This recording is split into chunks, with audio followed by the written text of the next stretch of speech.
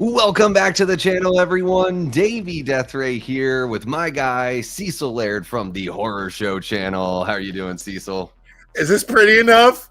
Guys, That I is was so told to look pretty. pretty. This is That's pretty. Do I look pretty?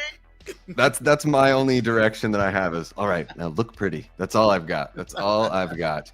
How are you doing, man? It's been about a month-ish since the last time we did this, and gosh, it was so much fun that we just were like, hey, should we just do this once a month, every month, and kind of catch up and let the chat take us wherever the conversation goes. So how you been? I've been well, and let's be honest here. You're just lending me your live streaming clout at this point, which I appreciate. But no, I always have a good time talking with you. And yeah, the last episode was good. It led to your first time watch of The Shallows, which was a lot of fun as well. So we did get to do that in between last episode and this episode. But yeah, I'm excited for this. I'm doing well. I got a lot of irons in the fire in the personal sense. I'm taking a trip to California on September 28th, 2 days after my birthday, and then I'm coming back to attend the wedding of my nephew. So it's a lot going on in the near future. Heck yeah. And what's going on as far as the Horror Show channel goes? I know there's a lot cooking over there. You're in the midst of some stuff. You want to catch everyone up who's on the Davey Deathray side of things, just with what you're doing. And hopefully you guys have already subscribed over at the Horror Show channel. If you haven't, you're missing out on a lot. Plus, you're missing out on any full movie reviews because I don't do those on my own channel anymore. Yeah. If you're a Davey completionist, you got to make sure you subscribe to the Horror Show as well. Yes. But yeah, no, there's a lot cooking over there. We're of course watching all the new horror movies that are coming our way leading up to the Halloween season. Currently, we are experiencing a number of horror films from Fantastic Fest. Davey already watched one with me, and we're going to be possibly doing some more before the my next week is up and I have to leave town. I have to get through all the films by then. I'm supposed to be getting Beast of War. Really excited to watch that shark movie and review it. But outside of that, a cool thing that we got cooking is next Friday, a week from tonight, on September 26th. That is my birthday. Definitely not turning 45, but I am going to be celebrating with everyone from the channel. Fuego has his birthday going on this week. Mahalo has his birthday in this month as well. And so we're going to do a big celebration on the 26th. We're going to be doing, I think, maybe 2 different live streams on the 26th. The first live stream we're going to do is another Midnight Syndicate listen along, because they are dropping a brand new collection of songs. If you don't know, Midnight Syndicate is a massive horror music group that have been making your favorite Halloween music since 1999, essentially. If you ever bought a CD of horror music from Spencer's or from the Spirit Store, it's probably Midnight Syndicate. So we occasionally, when they release new music, I'm actually in contact with one of the members, Ed. It's 2 gentlemen that are extremely talented, and Ed has let us react to a couple of their new albums live. So we're going to be doing it again. They're dropping one on my birthday on September 26th, a 6-song Lost album. They're all songs from previous things that they've finally mastered and are going to be releasing. They've all been, they were all for some kind of property. So part of the fun is we listen to the songs with the audience, and then we all just talk about the vibes that the song gives us. Oh, this sounds like it could be a slasher, or it sounds like it could be a possession scene. That's the fun of these listen-alongs. We literally just talk about what the songs make us think of. What are they evocative of within the horror genre? And and then the coolest thing about this is, for the first time, I've been listening to them since 1999.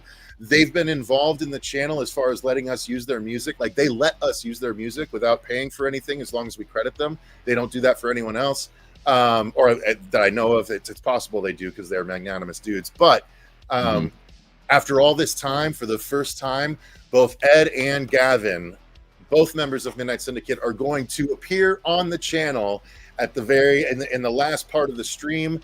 They're going to come on and explain what each song was from. They're going to listen to what we thought about each. We're going to have a fun back and forth. So Midnight Syndicate is actually going to show up it's going to be a great birthday stream. And then after that, Mhm.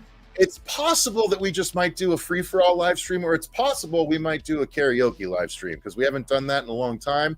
They're almost always blocked afterwards because of the songs we choose, but they're great fun when we do them live. So that is a possibility that we'll be doing next Friday as well. So lots of fun stuff coming to the Horror Show channel. So sorry, I was really excited to talk about those. Whoo! And that'll be the show, guys. No, I'm just joking. No, it's all great, and that'll be fun. I'm planning on being there. So yeah, so next Friday, maybe if I end up going live, it'll be like a behind the scenes Davey on his phone kind of live thing in the midst of all of this. But you can catch me there, celebrating Cecil's birthday, and checking out some new tunes.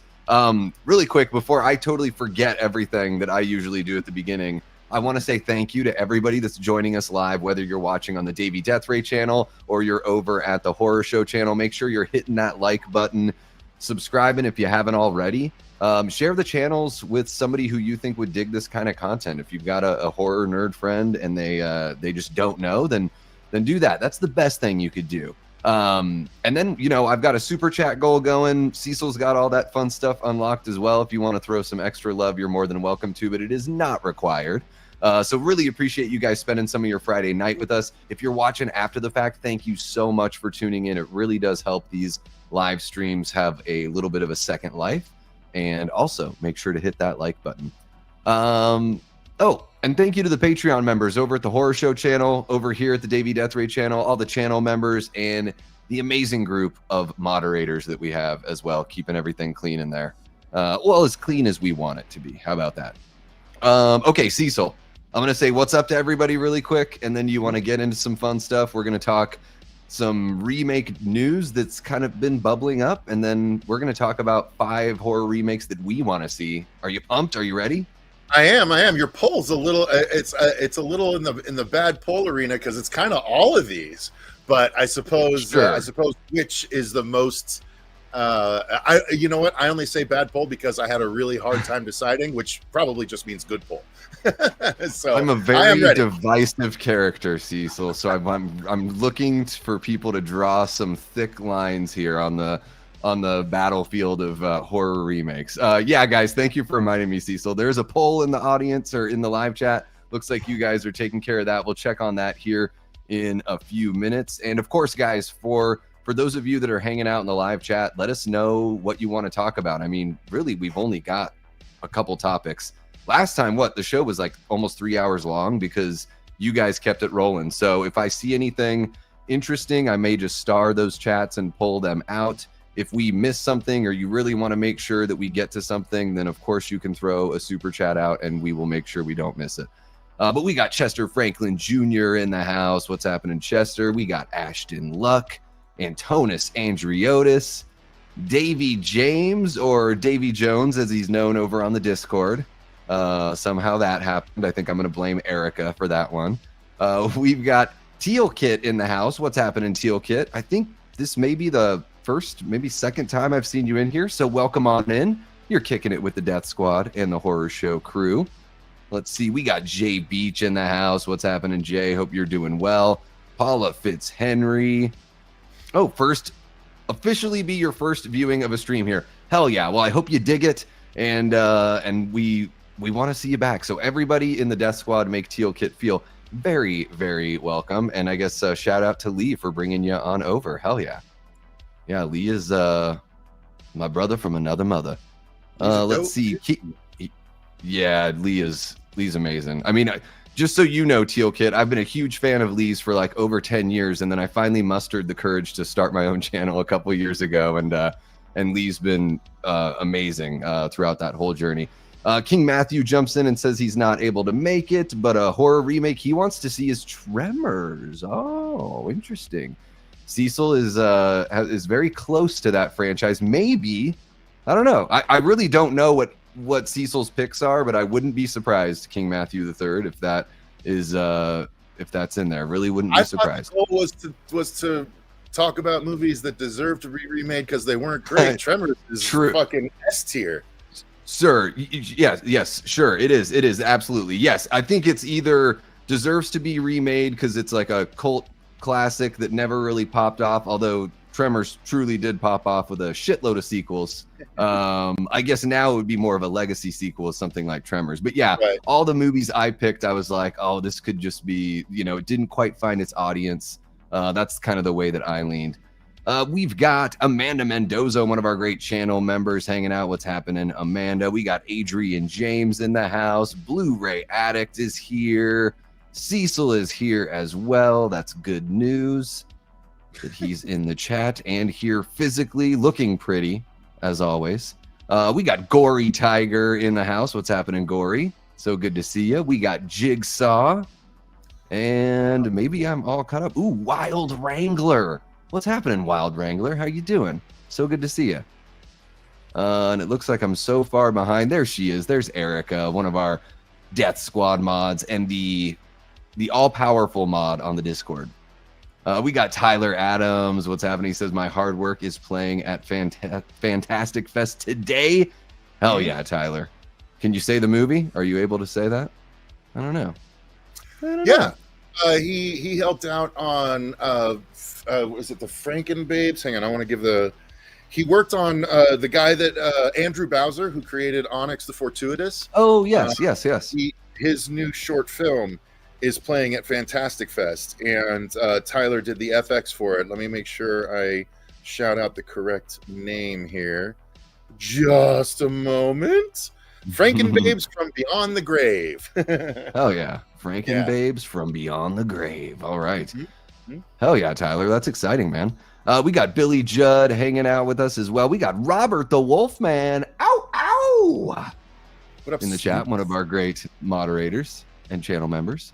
And a horror show member as well.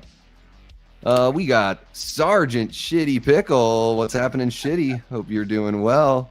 Guys, just going through the whole list. I want to make sure I don't miss anyone, but I know I'm going to miss somebody. Mike Baum is in the chat. What's happening, Mike Baum? So good to see ya. And it looks like maybe I'm all caught up. Finally, Ryan Olishow. There you are. A-Troll Campbell, one of our great channel members. How are you doing? Oh, and I'm spent, Cecil. I am just finished. Thank you guys again for tuning in. Really appreciate you hanging out with us. Let us know what you want to talk about as far as horror goes and all that. We're basically just here for you guys, but we do have a way to kick things off. This within the last week or so, we got some news on a couple of remake reboots. Just the other day just yesterday, it was Kenan Thompson going to be bringing back Sleepaway Camp. So we'll get to that. But up first, it sounds like it's all but a done deal here with A24 and Texas Chainsaw.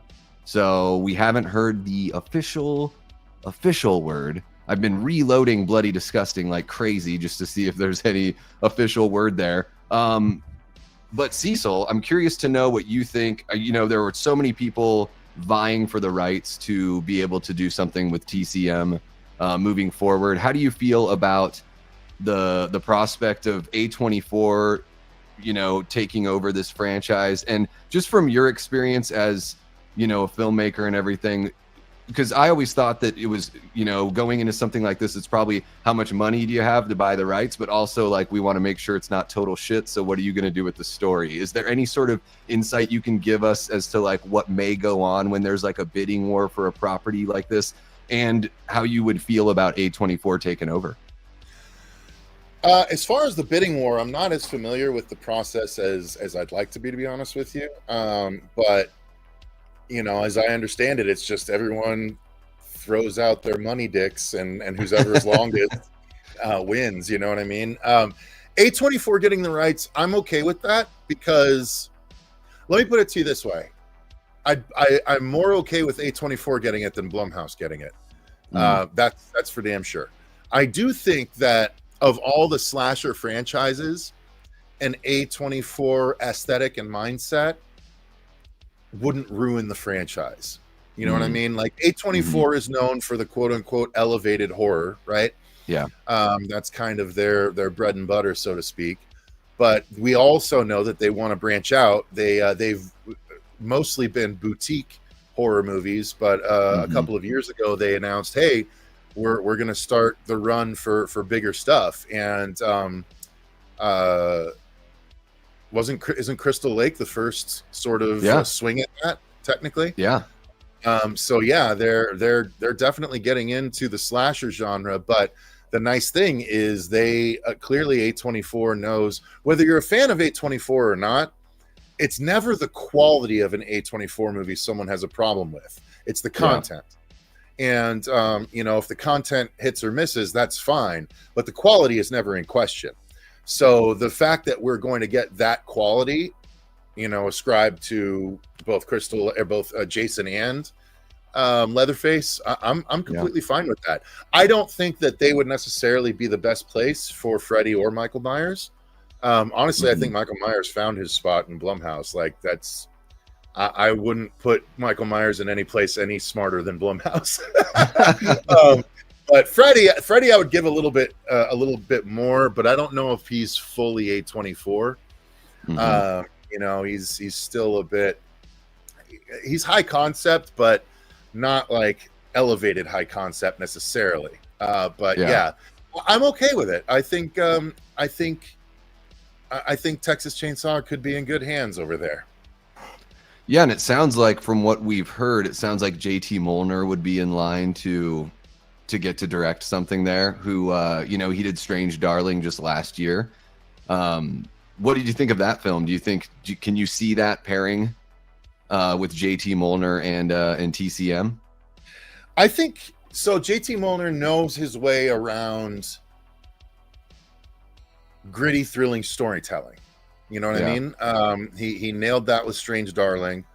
And what was the thing? Did he write Weapons? Or no, that was still Kreger. What did Molnar just write? He wrote the script for The Long Walk. So he didn't direct it, but he wrote the adaptation. Right. So he knows his way around storytelling, whether it be adapted or original. And again, the grittiness that could be ascribed to Strange Darling, I think, could very well. Strange Darling was gritty in a updated, slick sense. You know what I mean? There's a pleasant sheen over everything we get nowadays, for lack of a better term.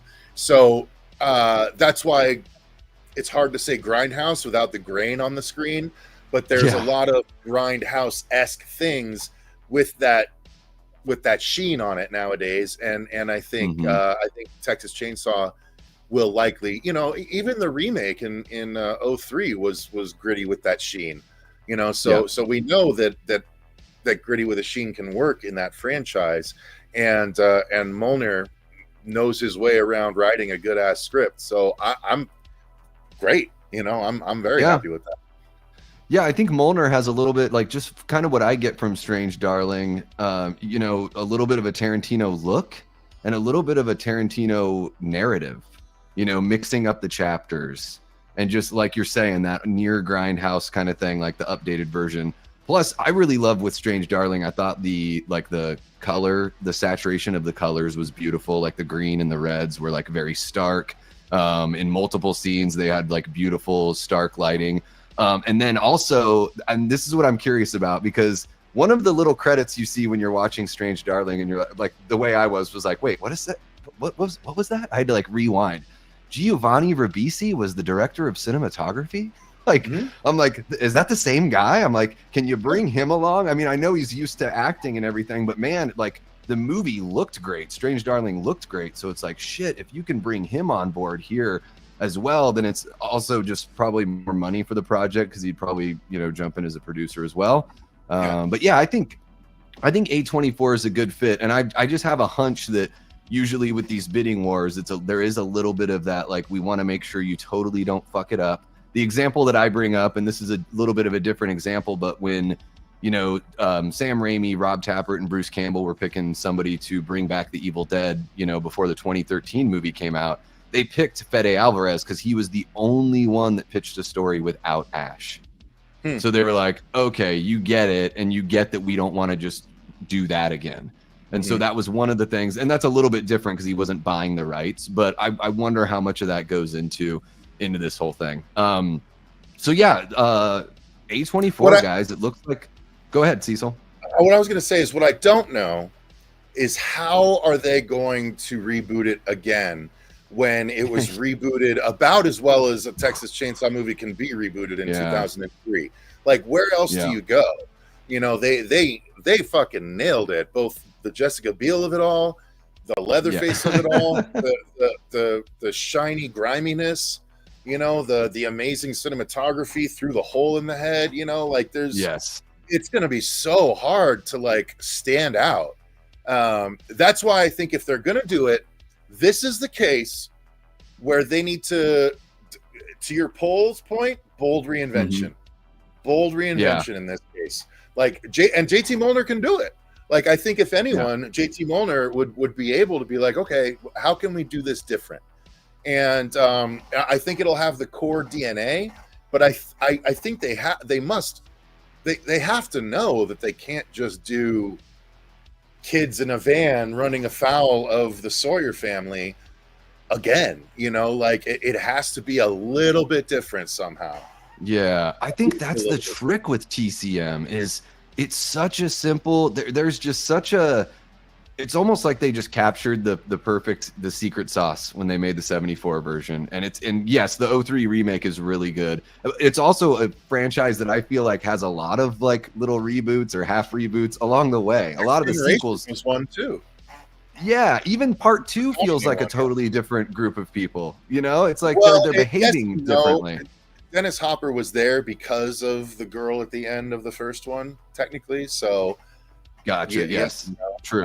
It still connected at least in that way, but yeah, for sure, 3 felt completely separated. I hate 3, and the Next Generation was obviously a complete reboot with Renee Zellweger and Matthew McConaughey, which is still nuts to say that there is a Texas Chainsaw Massacre movie with Matthew McConaughey and Renee Zellweger.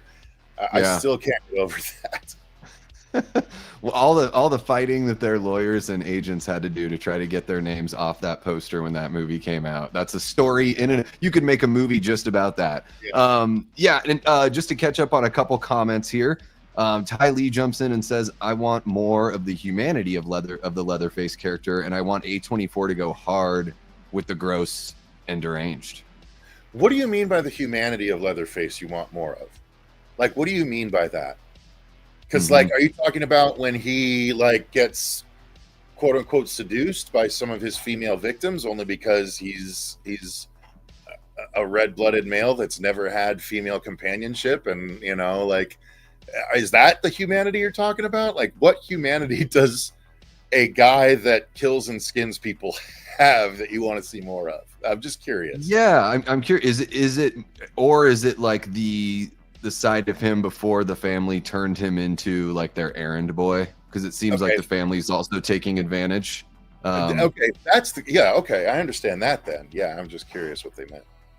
And Blu-ray says, I wonder what a TCM TV series would even look like, and it would probably be that. It would probably be like, here's the fucked up story of Leatherface's upbringing. You know, if they're gonna follow the model, they're going with Crystal Lake, hoping that leads to movies. And it sounds like they're going to do TV and movies with TCM, or at least that's what we've been told so far. Is that right? That's the indicator. I didn't read the article, so.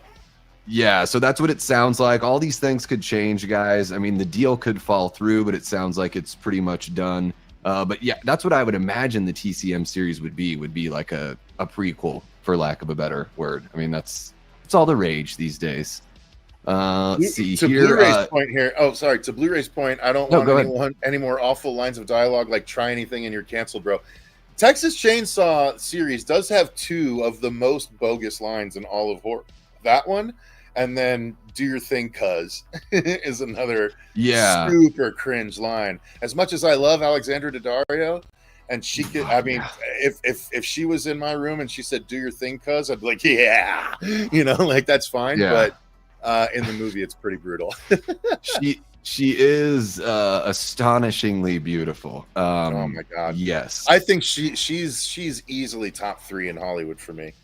Those eyes are incredible. She has the iciest eyes. And I said it, very rarely do I jump on someone's post from Twitter or whatever, but somebody posted that it's like the shot of her with her shirt unbuttoned and her arms up or whatever, and you can just sort of see what's going on. And I'm like, I've never seen a set that big on such a skinny frame in my entire life.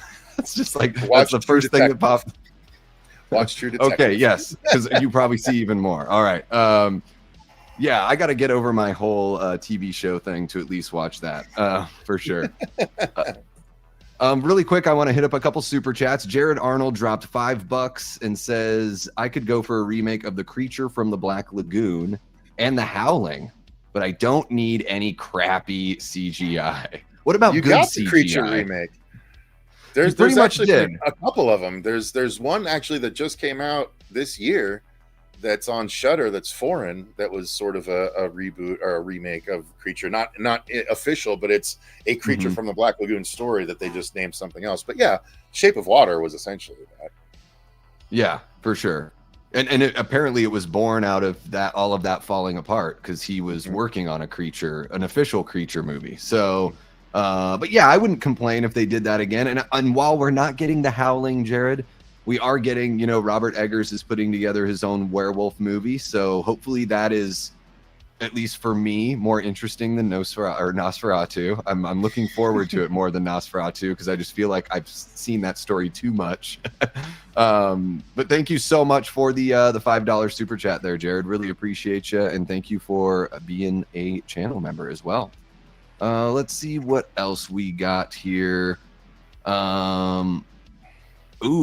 Okay, I'm gonna grab I see you guys dropping a couple titles that you want to see remade, so I'm starring those. And then I just want to get to one more super chat here, because we got the Pumpkin King in the house. What's happening, Pumpkin King? Happy Friday to the Pumpkin King, and thank you so much for the 1999 super chat and the Happy Friday message.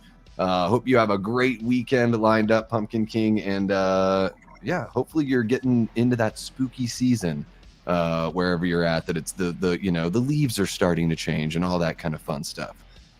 Thank you so much for the support. Really appreciate it, Pumpkin King. I know I can count on you every time you're in here. So there's that. Let's see here. What are you referring to here, Cecil, where you say, wow, really? Not the biggest fan myself. Let's see. Shape of Water? Yeah, Tyler said Shape of Water is phenomenal. I've never seen it. Just another movie that I've never seen that's an Academy Award winning flick. It has the woman that was in Bring Her Back is in this one, right? Was that kind of her big breakout? Yeah. Okay. Yes. Correct. Okay. The mom. Yep. Just wanted to make sure I was right on that one. So yeah, guys, we'll continue to follow this whole Texas Chainsaw rights. If anything changes, I'll make sure to jump on and cover it on the news and everything like that. But just moving right along to the news that broke yesterday. Same kind of, Cecil, I don't know that that you and I have really talked about Sleepaway Camp very much. So I'm kind of curious to hear what you think on this movie, or, how you feel about this movie or the franchise. And then, yeah, a guy like Kenan Thompson jumping in. What this says to me is this person must be a horror fan, and I just haven't ever seen them or heard them talk about it. And so I'm curious, as everything develops, I kind of want to hear from Kenan on what got him into horror and what kind of horror, other than Sleepaway Camp, obviously, that he enjoys. But what do you think about bringing this movie back, especially with the original writer, director? How do you think that this is going to go in a modern age? And what would you want to see from a Sleepaway Camp remake if you're interested? So let me start with this. I didn't necessarily know that Jordan Peele was into horror until he started doing his stuff. Like, I knew there were a few horror themed sketches in Key and Peele, but he was largely known as a comedian to me. And then boom, he comes out with Get Out, and clearly he has one of the most powerful and unique voices in horror. Now, I'm not saying that Kenan Thompson is going to have the same sort of same aura, so to speak, when he starts out, but clearly, if he wants to do Sleepaway Camp is almost niche in the horror genre. You're not going to have many conservatives liking Sleepaway Camp by any stretch of the imagination, because I would say yes, because the antagonist is something that they hate. However, the antagonist wins at the end, technically, so they probably don't like that. But it was, to me, Sleepaway Camp is unique in the horror space because of such a shocking ending. Like it was the most shocking ending I remember seeing when I was growing up, because I was like, what the fuck? And it's not for any crazy reason other than, wow, I wasn't expecting that. It's yeah. You know, when I saw it, I was so young that it was like mind bending. You know what I mean? Like, they're like, wait, Sure. that can happen. But you know, it is a classic. I did watch the whole series. I don't remember anything about any of the ones beyond the first one.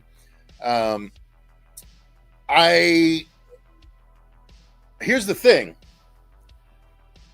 If there's any horror movie that's going to get woke cried on it, it's going to be this one when it comes out.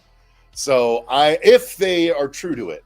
So I don't know. I'm very interested to see what happens. I think it's a worthwhile, it's a different enough camp slasher story, but only really because of the ending. You know, otherwise it's very derivative of every damn thing else, especially Friday the 13th. So if they get rid of that aspect, then what's the fucking point? You know what I mean? So that's I guess my overall thoughts on it.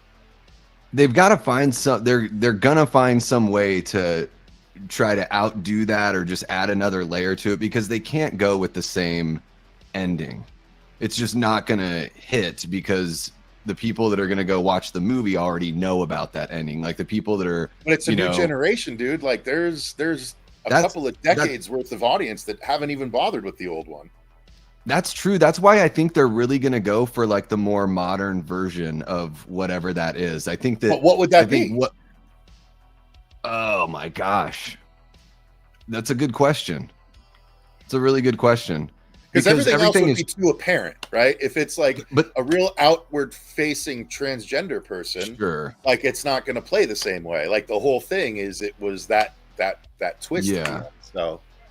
Well, and I would even say, so, you know, speaking from I consider myself like relatively conservative and everything. I don't like what I see in that movie. To me, the most shocking things in that movie is like the pedophilia is pretty hardcore. I'm wondering how much they're going to put that into the movie, into the remake, because that is the most uncomfortable part of the movie for me when I watched it. And then I think the real villain is the aunt. Like she's the true antagonist, right? She's like playing with this kid's mind that was like forced into this thing, right? Forced into this like agreement. This wasn't something that Angela like wanted, right? So I think there's a little bit of a difference there, whether it's something you want or something that's sort like literally in this case, this is like this maniacal aunt that just like has to have things this certain way just because, you know, it's like it's totally bizarre. So I think, you know, with how, you know, things were a little more probably more stark and easy to contrast in the early 80s when it came to all that stuff. Now there's such a bigger spectrum when it comes to how people feel about that I do think there's a way that they could sort of wrap a couple layers around it to maybe reveal something that was what we expected and then have another tag on it, you know, to kind of modernize it and surprise the people that may have seen that coming. I don't know. But it's intriguing, man. The Sleepaway Camp, the original, has the chemistry of the cast and the shit talking and how like ornery and terrible those kids are to each other is so like of that time. I'm curious to know when they remake it, are they going to put it into a different decade, or are they actually going to be like, nope, summer camp 2025 or, you know, whatever year? All I know is they better keep that curling iron kill, because a whole new generation of girls need to experience that. Yeah, that one is brutal, man. And take it out of the shadows. Like, you don't have to show the actual thing, but don't do it exactly the same. Terrifier blew the doors off everything, so like you now you don't have to show insertion, but you could show the clamp part on the top. You know what I mean? Yeah, that kind of thing. You know what I mean? Yeah. Oh my goodness. Okay. All right. So now we know how we feel about Sleepaway Camp. I'm curious to see. Let's see. And you make a good point there about like with Jordan Peele, you just didn't really see it coming. You know, Keenan's more of like a financier in this regard, I would imagine. Although, who knows what level he's going to play as far as casting or anything else beyond that. But I love seeing people that haven't been in the horror sphere come into the horror sphere, because it's like, one of us, you know, like you're a fan and I want to see what you have to say or what you can add to this. Well, Blu-ray Addicts made a good point though, because he said, since it's the original writer-director, I'd be curious to check out a new reboot, but he did the 2008 sequel that was atrocious. Gotcha. Okay. And I have not seen that one. I think that's one I never got around to. No, it was an actual, it was like Return to Sleepaway Camp or something like that. Gotcha. And Felissa came back for that one. Well, I guess that'll be an interesting thing to keep an eye on as this develops. I mean, hopefully, I don't know who produced that version, that reboot in 08, but I would imagine if these guys have been, it sounds like from the article that I read earlier, that Keenan and his producing partner, this is something that they've wanted to do for a couple decades now, is do something with Sleepaway Camp. So, you know, yeah, I guess if it's all in the original creator's hands and he doesn't have any good ideas, then it'll all be for naught, unfortunately. But yeah, you know, I'll continue to cover this and keep a watchful eye and just see, you know, what we learn as the Sleepaway Camp reboot develops. I don't expect anything for a couple years or so. But yeah. Welcome, you know what, to also horror, Keenan Thompson. You know, another reason why that movie stuck out to me is I'm pretty sure it was the first dick I ever saw that wasn't mine. So that definitely will stick out to you. You know, it's one of those movies like I saw it for the first time just like a month and a half ago maybe. But I knew like almost everything about it. Like it's just one of those things, like when you exist as a horror fan, you're just going to hear about it. And it's just one of those things that, yes, the ending was spoiled for me. To me, it didn't lessen the experience of watching the movie. I still enjoyed the movie, even though I knew that a big old floppy dick was coming. Let's see here. Okay, guys, so let's jump into. I'm gonna grab a couple chats here, and then. Do you mind if I go visit the little boys' room real quick while you do that? Go for it. Yeah. I'll just go ahead and jump in here. My back teeth are floating, so thank you. Pumpkin King says he'd like a proper Poltergeist remake because the one they did was complete shite. So I avoided that Poltergeist remake with Sam Rockwell because I love the original so much. I just couldn't do it. I'm just like, what are they going to really bring to the table that's going to change things? It seems like it's just a pretty straightforward remake. So I just avoided that one, Pumpkin King. But I do really love the original Poltergeist, one of the first horror movies I ever saw. We got Leanna Bevy Rage in the house, one of our great channel members and Death Squad mods. Hope you're doing well, Leanna. So good to see you. Rocking that hair there. Hopefully you're having a good Friday. Not like a good Friday, but hopefully your Friday is going well. How about that? Yeah. What are you drinking tonight, Leanna? What's on tap? Let's see what else we got going on here. Paula says, I'm surprised there is, but Keenan would be cool to see what he does with it. Yeah, I think, like I said, it's awesome to have new voices come into horror, especially when you get to find out that somebody that you've been watching for years has been a secret horror fan this whole time. So very, very excited for that, for sure. Pamela Springsteen is the only Angela. Wasn't she, she's in the sequel? Is she in the third one as well? I haven't seen either one of the sequels yet, or any of the sequels, I should say. Let's see what else we got here. Let's see who's jumping in. You know, I never saw Stan Helsing. I missed that one. That's like one of those horror. Is that those Seltzer guys, or the Seltzer guy that did the epic movie and all that kind of stuff? I don't know about those, but maybe I should give it a shot. Maybe I should. Jamie Hart, one of our channel members, original Death Squad mod, our mama mod, says they need a new twist for Sleepaway Camp. I think so, and I think there is a more layered way that they could go about it, for sure. Let's see here. Guys, if you have any horror movies that you'd like to see remade, go ahead and drop those in the chat, because I think we're about to get into that here pretty soon. First and last, which is are you doing okay there, Cecil?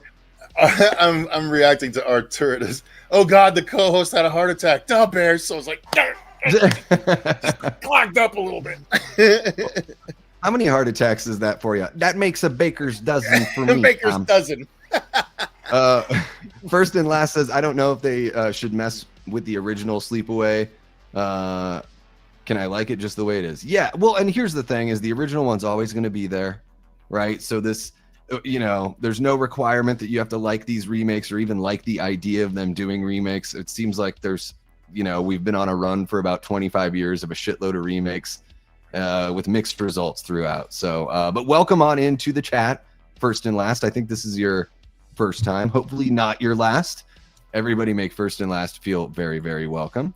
And I know I'm way behind on the chat, guys. If I miss anything, feel free to jump on in, let me know, or feel free to just go ahead and repeat your chat, I should say. But yeah, Cecil, let's go ahead and dive into, this is just something that sort of popped up as we were hanging out the other day, watching a couple movies over at your place. Just this idea of,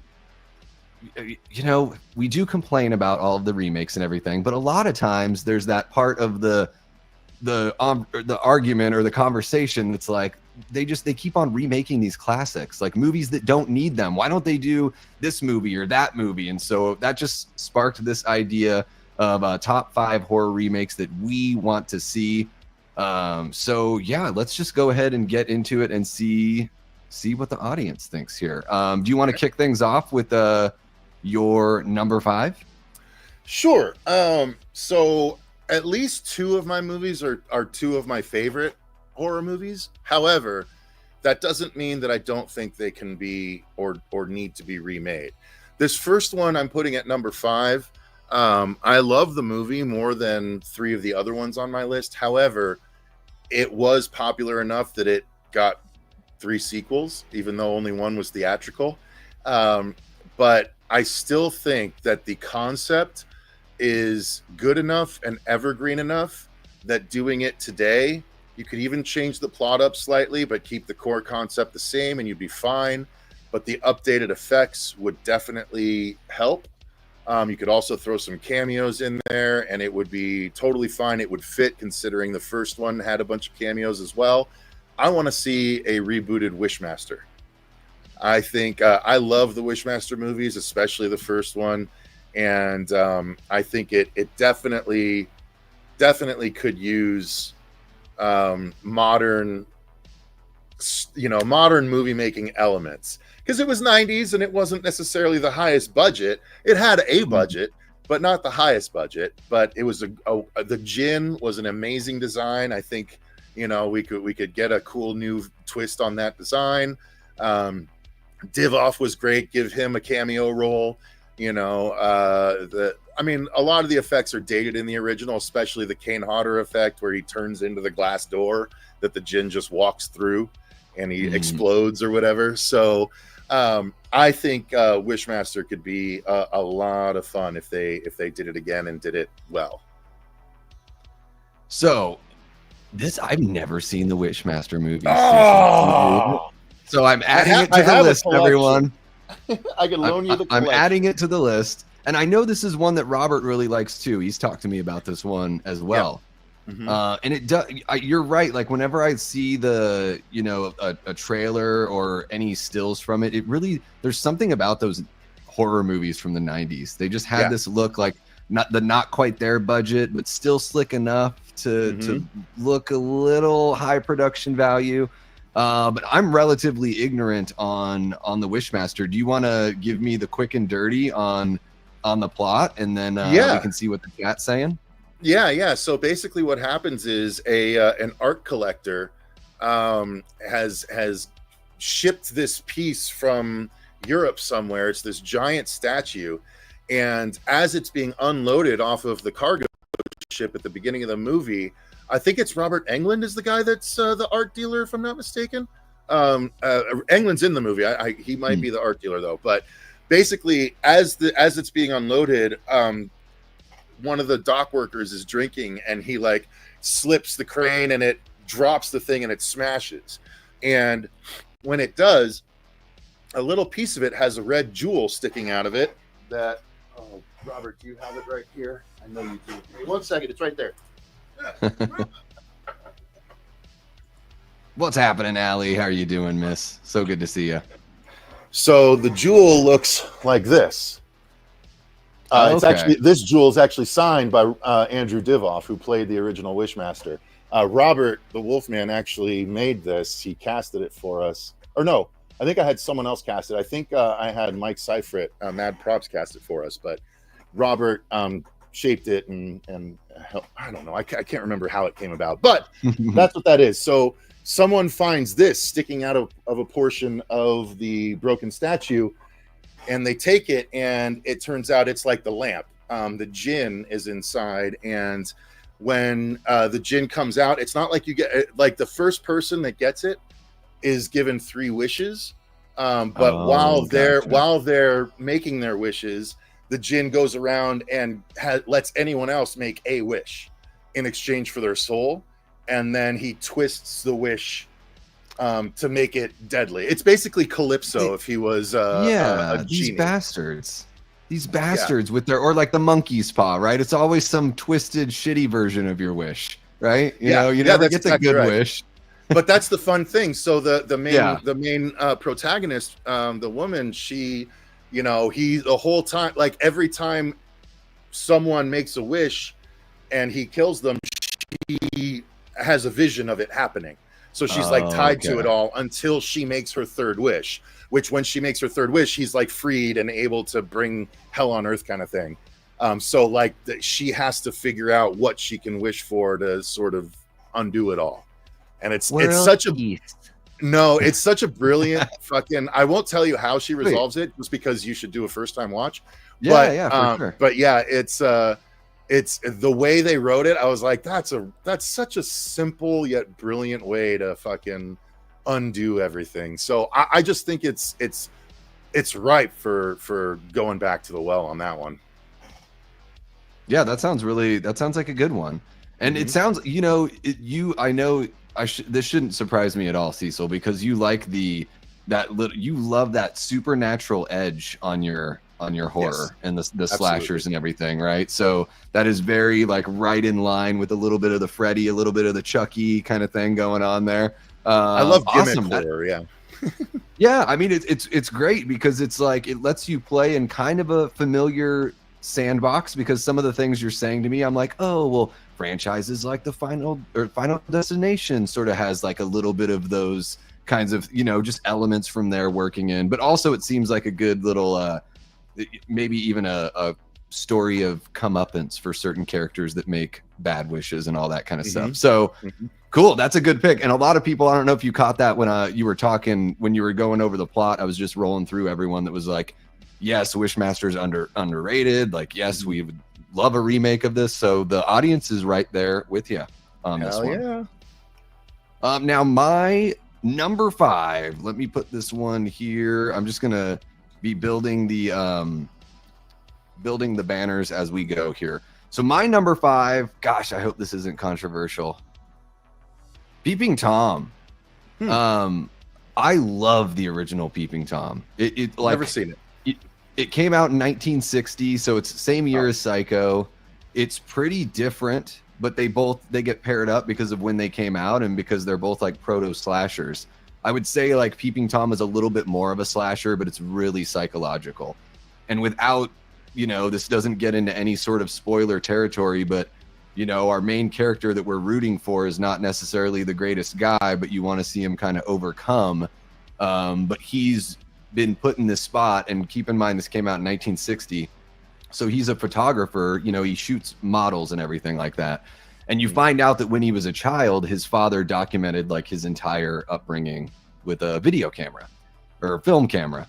So it was like a psychological experiment that his father put him through, and it just warped his whole view on his whole world view and the way he sees everything. And it just sort of, you know, put him in this spot where he's not mentally well. And so I think we're far enough away from Peeping Tom. It's not a movie like Psycho that has the legacy that Psycho has. So it wouldn't be like, you know, Gus Van Sant jumping into that movie and trying to redo that. and I think Peeping Tom, with what it's trying to say about like the effects of like what the psychological effects could be of putting your kid through this constant being put on display kind of life as a child. I mean, we live in a time where people just do that and don't even really, think much of it a lot of times. Like people, share their child's lives on social media all the time. And I'm not saying you're right or you're wrong if you do it, but it's just something that we see out there. And I'm like, oh, so you could sort of update it for nowadays and have, a grown up that is psychologically messed up because of how they view the world since they were, put through this strange upbringing. So Peeping Tom, I don't know. It's kind of a little bit of a heartbreaker. If you haven't seen this movie, I highly recommend you check it out. It is beautifully shot, very well performed, and a damn good proto slasher. I've never seen it, so I can't really speak to it. I'll take your word for it. You gotta add it to the list. Nope. It's not in black and white. So I haven't seen Psycho, so I don't prioritize movies before 1973. I think I would, and I would say I prefer this one to Psycho. I think I like Peeping Tom more. Okay. Because I like a lot of the other Hitchcock movies I've seen. I actually like those better than Psycho. Like, Psycho's good. Don't get me wrong. It's not as good as like Vertigo or anything like that, but it's good. Yeah. Fair enough. I'm not going to be a jerk about it. Jamie would watch a Peeping Tom remake. All right, there we go. I'm curious to see. I bet a bunch of people, I don't know, maybe they haven't seen it yet. Peeping Tom, haven't watched it. It just made the list. There you go. You just made the list. All right. Davey James wants The Faculty. That might be coming. I think other people have said The Faculty. I think if I'm reading that correct, I'm reading that as what? The Faculty? Because that's a great movie. Like, why would you want to like the point that we were trying to make is these are movies that have great concepts, but weren't necessarily done well, or could just, I guess under the same reason at Wishmaster, I guess you could say The Faculty, I suppose. I think The Faculty was a little higher quality, but fair enough. Yeah, and I think The Faculty is sort of like, what do you do with it other than a straight up kind of I mean, it's a body snatcher movie. Yeah. We have a whole bunch of those body snatcher movies. So I guess if you wanted to do a teen version of it, but I think The Faculty is kind of like a one and done, that like you would just remake it and it's that. There's a reason why it didn't spawn a bunch of sequels or anything like that. Yeah. David James said I read his comment correctly. Okay. All right. Well, there you go. Cecil knows what's up. A remake would likely improve upon Peeping Tom, says Aaron Click. All right, I will take it. Yeah, guys, Peeping Tom is, if you're a slasher fan or a horror fan, I highly recommend checking it out. Faculty is getting a remake. It was already announced. Okay, well, there you go, Ashton. So it removes it from our list there. And Cecil, your number 5. Okay. So number 4. You're number 4. Right. Number 4. My number 4, I am going to do.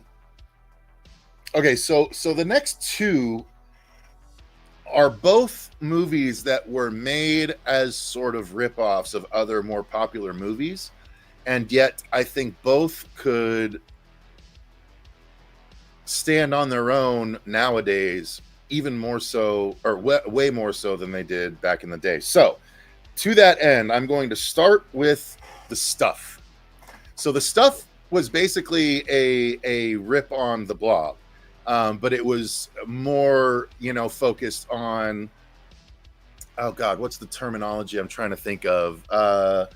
Consumerism. That's it. Exactly right. Yeah. It was focused on the consumerism, and considering how popular diet foods and diet fads and yogurt and cottage cheese and all that shit is so popular nowadays, that I think an evil yogurt company could easily, Greek yogurt infiltrating all recipes on TikTok nowadays.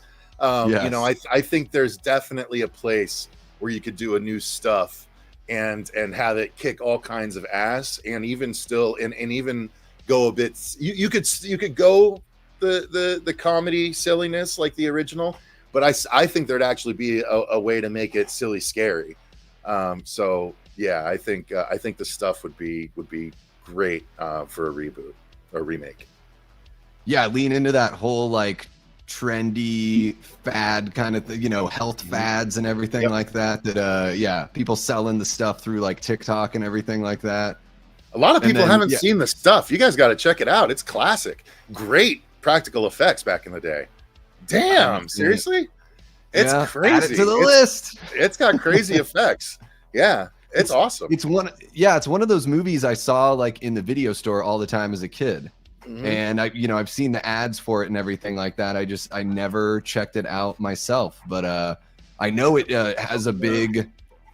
It's got a bit of a resurgence here because they just announced a 4K, or they just released a 4K. Oh, beautiful.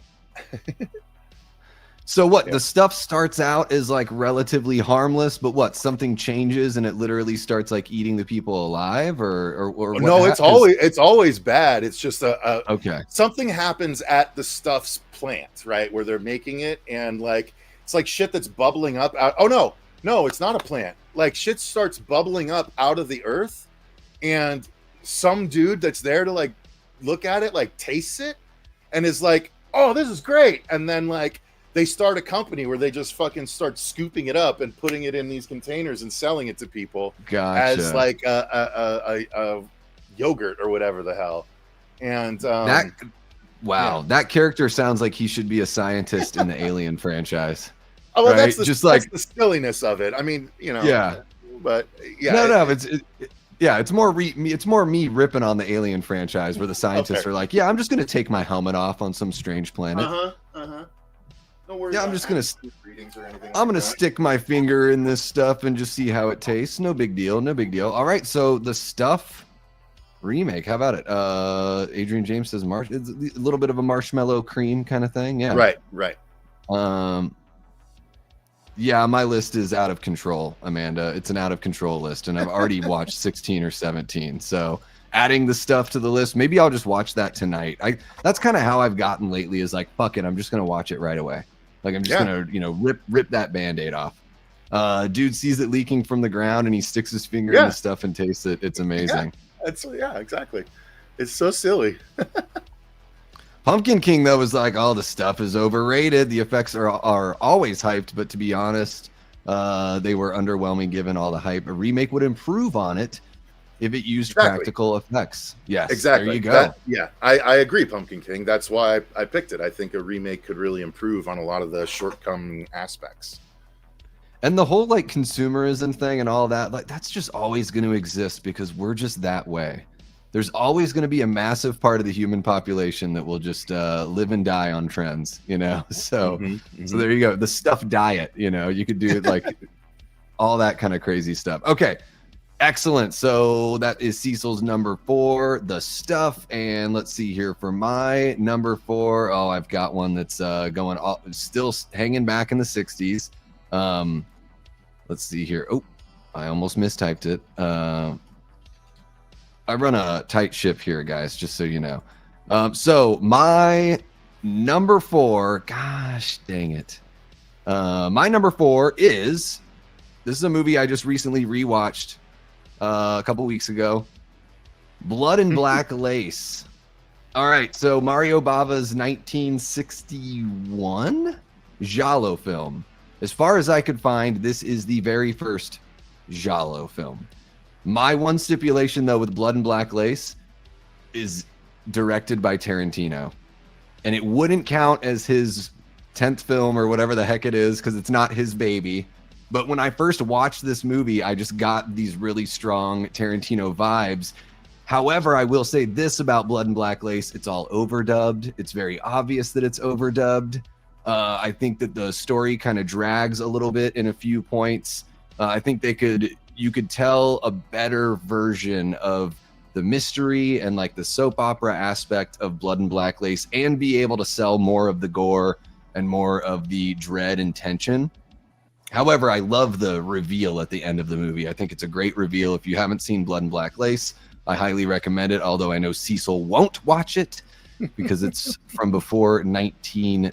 73. Is that your cutoff? Yeah, because that's The Exorcist. That's as old as I can go. All right, there you go. Yeah, so Blood and Black Lace, really simple. I mean, honestly, I think you could put a bunch of Bava movies up there. I think a remake of A Bay of Blood could be really fun as well, because that movie's just totally bonkers if you've never seen that one. But yeah, Blood and Black Lace, it's just very, it's just got that, the way that Bava used lighting, the way he used like the reds, pinks, blues, and greens and everything with the lighting. And of course you have the black gloved killer and everything like that. I would love to see a remake of this with Tarantino behind the camera there. So I don't have much more to say about that. I guess I'm seeing if the chat chimes in here. I am, guys, if you're dropping other movies you want to see remade, I'm starring those chats so we can catch those here. Let's see here. We got Doc Mortis jumping on in. What's happening, Doc? Says, bonjour, just got back from another acting class. I've been given a portion of the Death of a Salesman script. Well, that's a classic right there, right? Got it, got to work in Death of a Salesman into your auditions there, Doc. Thank you so much for jumping in. Hope you have a great, relaxing weekend and you're able to study your portion of the script. And yeah, let us know what sort of horror movies you'd like to see remade. Okay. I joke, Aaron. I say I have a rule that I won't watch before 1973. I just don't like watching older horror movies very much. And 1973 is The Exorcist. It's the oldest one I remember really watching. So I just say it as a joke. Just like how he says that Michael Myers is a walking wall. It's all no, that's not a joke. Not a joke. No, it's all a joke. He's a big fan. Nope. So, Aaron, how about this? If I work on watching TV shows, maybe Cecil can work on watching some movies before 1973. However, I am watching Alien Earth and reviewing it on the Horror Show channel, so you can check out our thoughts over there. That one is wrapping up next week, and thank God. Yeah, it's wrapping up. It's been a little bit of a slog. A little bit, yeah, for sure. All right, so we are into your number 3 pick here, Cecil. Okay. So my number 3, I'm going to stay in the vein with the stuff as far as it being what could be considered a ripoff of another movie. However, again, I think in today's day and age, it makes more sense. I want to see a new Orca the Killer Whale. Clearly a ripoff of Jaws back in the day, but some really cool scenes, like the orca rips off like one of the lead character's leg that's in a cast at one point towards the end, and like it's there. I literally just saw a story yesterday talking about how orcas have been attacking boats all over the world recently for like the last couple of years. They've sunk like 200 boats, and they're getting more and more crazy. And again, if it starts as like an orca that's been held in captivity at like a SeaWorld for 20 years that just finally fucking loses it, kills a couple of the trainers, and somehow busts out into the ocean and starts causing havoc or something, like I feel like that could be a fun time. And with today's effects, I wasn't gonna step on the hornet's nest and say Jaws could be remade, but I can get away with saying Orca can be remade, and I think that would be Davey James, the Orca was messed up. They cut out his kid. The part of why Orca takes revenge is they kill his kid and stuff. So it's a revenge story, and it's also like an Ahab story, because it's this dude that is just him versus the whale, and the lead lady is kind of just caught in the middle of it and stuff. It's essentially Quint versus a killer whale. It's really fucking cool. Yeah, and it's another movie I haven't seen, by the way. I'm 0 for 3 here on your picks, but that's great. I love that the lists are that different. But I'm certainly aware of Orca and have seen people cover that movie and everything. I still need to watch it for myself, but it does, man. It's like it seems like it's the kind of movie that's gonna make me want to cry. I don't know. I'm gonna feel so bad for the orca. Yeah, I mean, that one scene is rough, but he gets his revenge. So, I mean, most of the accounts I follow, like on Instagram, are people that do like animal rescue, and all that. So you see some heartbreak, you see some uplifting stories and everything, but it's man, animals. I got such a soft spot for all the creatures, even the giant scary ones like killer whales.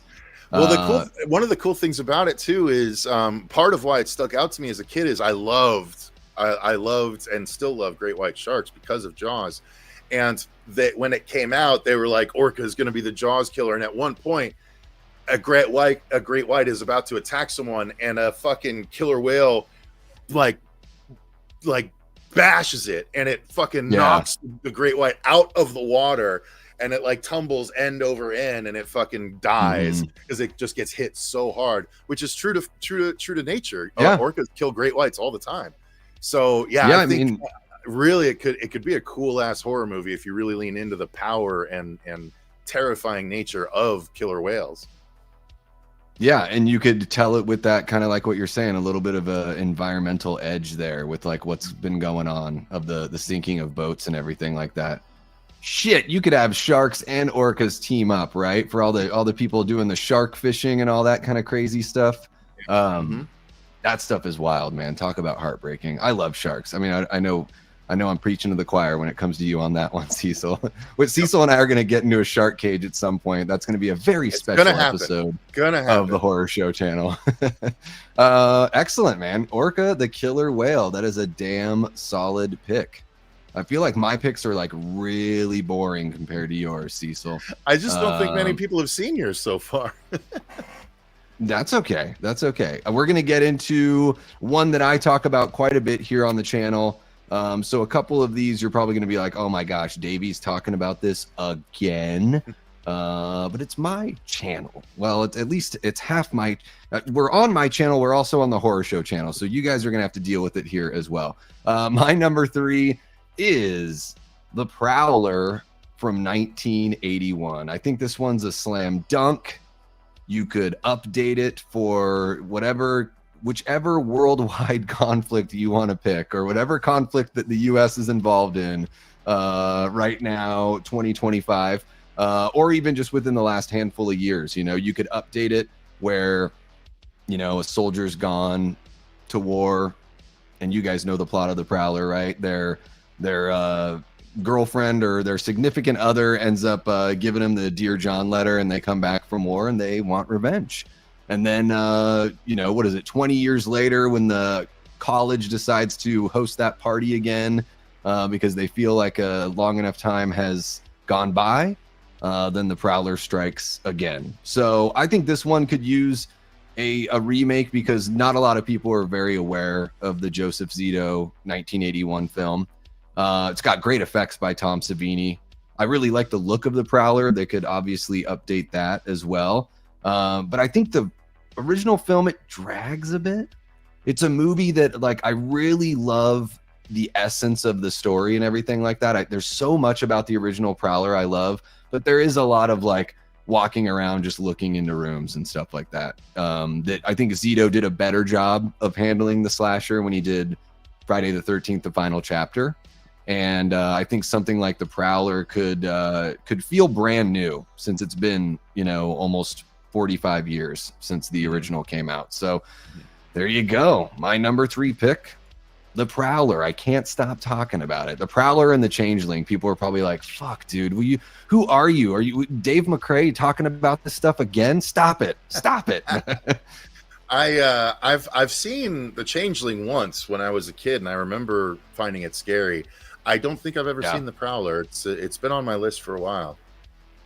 Yeah, I mean, if you like it, you know, it came out the same year as My Bloody Valentine, and it's sort of similar in that way as well, where My Bloody Valentine's like, don't you dare celebrate Valentine's Day. The Prowler kind of has the same thing with like the don't you dare have the graduation dance, you know, that kind of thing. Yeah, I think you would enjoy it. I mean, the Savini kills are worth the price of admission alone. That's why I watched The Burning, yeah. Yeah, there you go. I wanted to grab a couple super chats here.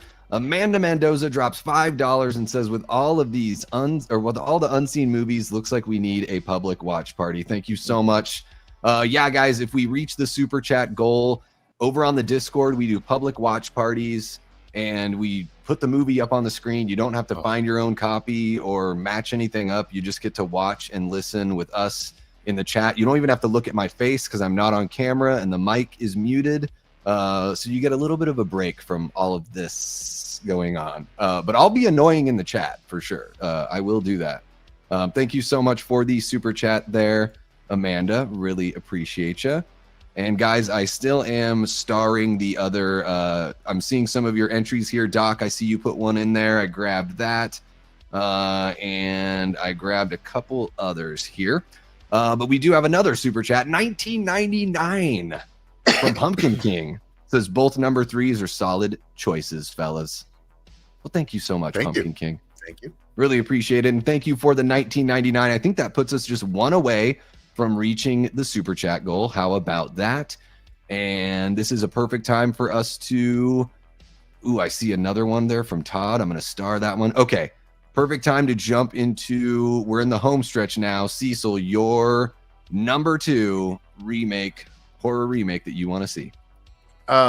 Cool. Before I do, just real quick, Doc Mortis made a comment here. I've never seen Psycho, but Doc says my stipulation is that Norman played by Andrew Garfield or Dave DeSmalchin. Dave DeSmalchin, I mean, I've never seen Psycho, but he seems like he'd be perfect. That is a excellent call. Excellent call.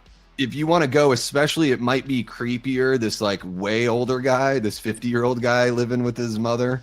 Might even be because Andrew Garfield has the look. He has the Anthony Perkins look for sure. Yeah, that's so. If you're wanting to match that up, but I'll take all the David DeSmalchin you got. Like I love him as a performer. So, and he can play that like off-puttingly charming kind of thing very well. I think also that is mousy. That's a really solid pick, Doc. Going to school for performance, you're getting skills as far as performing goes, and then you're also, I would imagine, gaining even more insight than you had already. Really, really fun stuff. That's good. That's a good catch. Let's see here. What else do we got? Real quick, Brooke Scarlett drops a $4.99 with a firecracker emoji. That's all she's got. Thank you so much, Brooke, for throwing that super chat out there. Guys, Brooke is a channel member as well as a Death Squad mod. And that, we reached our goal. So, guys, this weekend, I owe you a public watch party over on Discord. How about it? I'll get a poll on the page so you guys can contribute to that. And Doc just can't believe it. Cecil, still haven't seen Psycho. I know. I have the collection of all 4, and I'll get to them eventually, but I've just haven't had the time yet. Well, and that's the crazy. So I haven't seen any of the sequels. So that's my sin against humanity. I hear 2's great. Humanity. Yeah, that's what I've heard too. Is that 2's really great, and then I've heard a lot of people say 3 and 4 are very solid. And I'm just like, all right, well, shit. 2 sounds like it's a must-watch for sure. Yes, super chat call. It feels good, doesn't it, Erica? It feels good. Okay, Cecil, your number 2. My number 2 is another one that I absolutely love, but I have to acknowledge its limitations. It's from the 90s, and as much as I love it, there are aspects that could be done better, and that's Event Horizon. Someone did mention it earlier on in the stream, but I think that concept is so great. A ship disappears for 7 years and comes back, and it turns out it visited hell and killed all of its crew, and it's just this salvage crew that has to go and figure out what happened, and they're visited by all kinds of paranormal shit on this crazy ship, which is basically still hell trying to get at this new group of people. I love it so much that I am covering the comic book series. Only the first of 5 issues have come out so far, but it tells the story of the Event Horizon from when it first jumps to when it comes back, I'm guessing. And there's a massive demon that is involved as well. So I think that with updated effects, I mean, Lawrence Fishburne and Sam Neill are pretty tough to beat as far as acting goes. So I don't know that the acting needs to be updated necessarily, but I think the effects could be updated. Some of the scares could be crafted a little bit better at this point. So yeah, I think those two. It doesn't need a whole lot to be updated to make it peak, but I think with today's technology, considering what we just saw with Romulus, Alien Romulus, like a lot of cool space shit could be done and kept scary now. So I think absolutely that. And Yeah, yes, Event Horizon, like Pumpkin so King good. says, give us the fucking hell torture scenes that were cut and lost forever in a studio fire. Oh, that's brutal. That's is. brutal when they lose that shit. And yeah, Pumpkin King, thank you so much for another 1999. Holy shit. Yeah, I was gonna bring that up. Is that something? Would you just want to like kind of cold open torture scenes or is that how you'd want to see it? Well, yeah, I think cold open we'd have to see a bit of it. And I think when they watch the tapes, we get a longer chunk of it. And then what I think should happen is the Sam Neill character should be psychically linked to the ship, because technically he built the drive. And that's explored a bit more in the comics. So if the same character that helped build the ship has this psychic connection, I think he should have visions throughout the movie. Like when he gets into a new part of the ship, like he's flooded with all the visions of all the shit that happened in that ship. And that's what makes him slowly more and more crazy to where he becomes the pawn of the demon. You know, I think you could weave that all together a little bit more tightly and make it work a lot better. Yeah, man. Event Horizon, I saw that in the theater, and it was just sort of like, you don't know what you're getting into. Yeah, I was relatively young. What is it, like 97? Something like that? Yeah, 97. Is that when it came out? So really, I had no idea what I was getting into. At that point, I hadn't seen 2001. Maybe I had seen The Shining, but I think of Event Horizon as like a mixture of those two movies kind of just pushed together. You know, it's dude, Sam Neill in these like mindfuck kind of movies, you know, In the Mouth of Madness and Event Horizon. Amazing. He puts in these great performances here. Yeah, I think you are dead on with this one, Cecil. Event Horizon would make a great remake. Hell yeah. Absolutely. Okay, so moving on over to my number 2, and it's a movie that has been mentioned, and this is one that I hear quite a bit from people, even people that aren't the biggest fans of remakes. I see this one pop up quite a bit. And that is another Tom Savini effects film, The Burning. I don't know. I think there's so much more potential here than what we really got in the movie. I just watched this for the first time maybe like 3 years ago. It was a blind buy. I found it a Blu-ray of it for a really good deal. Bought it, watched it, and I was like, ooh, I think I need to shower after watching it. You know, a little bit, some of those creepy sexy vibes that I got from the sleepaway camp, from one of those elements there. Man, in The Burning, all of these guys are trying to pressure their ladies into sex the whole entire time. And then you're like, oh, Harvey Weinstein wrote the story. Okay, so it all checks out. But I think like Cropsy it's, you know, a revenge slasher. Cropsy's got a good look. I mean, there's all that the or I guess there's like the real Cropsy that was doing stuff in Jersey back in the 60s or 70s, but this is a little bit of a different take on that story. I just think The Burning could be you know, it was like a failure to launch kind of franchise that I don't know how it didn't spawn more sequels, because every movie it felt like, or every slasher movie was getting sequels back then in the 80s. So I'd be down to see another version of The Burning. Bring her on back. Okay, that's a good one. I watched it once. I remember the kills being okay. I don't remember being that into the story at all. Yeah, it's got like, everyone talks about the raft scene. That scene is great. The kills are fun and all that stuff. There's plenty of nudity. It's checking a lot of the 80s slasher boxes. But yeah, something about it where I was like, yeah, maybe I waited too long to see this one, you know? Like the people that waited 6 months to watch Sinners, and then they're like, people are saying this is the best thing ever. And it's like, you listen to the hype for 6 months. How could you not be disappointed after all of that? And I did that for decades when it comes to The Burning. So I'll take some of the credit there on that one. Yeah, let's see here. Burning was another one I didn't care about. So give me a remake. There you go. All right. Teal Kit. I mean, they kind of did. I mean, the Candyman. That was a reimagining remake, right? Doesn't that count? It was a sequel technically. Okay. Because it followed the little boy from the first one, grown up. Okay, gotcha. All right, so yeah, let's go ahead and remake that as well while we're at it. Allie Girl says, love The Burning. So you don't want a remake, or you do, Allie?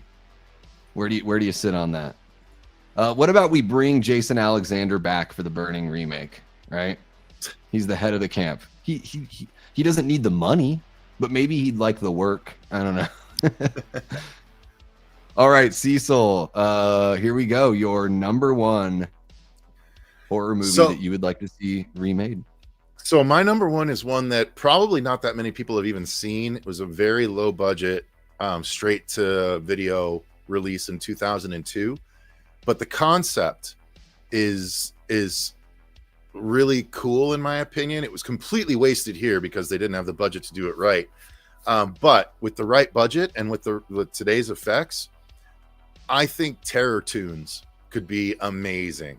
Terror Tunes is basically about two friends or siblings, I can't remember which. They're sent a DVD from the devil, and when they play it, these tunes that come on the screen come out of the TV and start killing people. But the tunes are like practical puppets, so they don't look great. I would like to do a version where they Roger Rabbit it, where you make actual tunes come out into our world and start killing people in toony ways, like with fucking anvils on their heads, smashing in a practical way. You know what I mean? Like it starts out, the anvil is a tune, and by the time it smashes someone's face, it's transitioned into full reality anvil. Oh, yeah.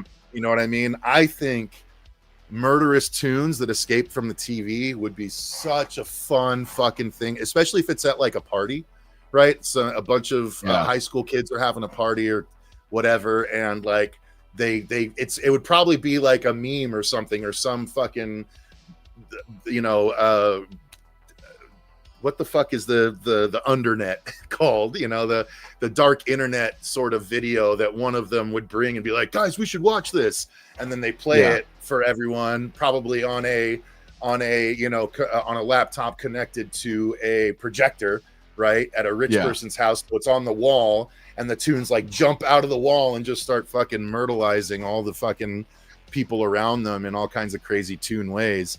Yeah, exactly, Davey. Yeah, Roger Rabbit. But Terror Tunes. I think that would be so fucking fun, and could be so cool and gory and laughable and sequel baity easily. You know what I mean? Like, I think it could be so much fun.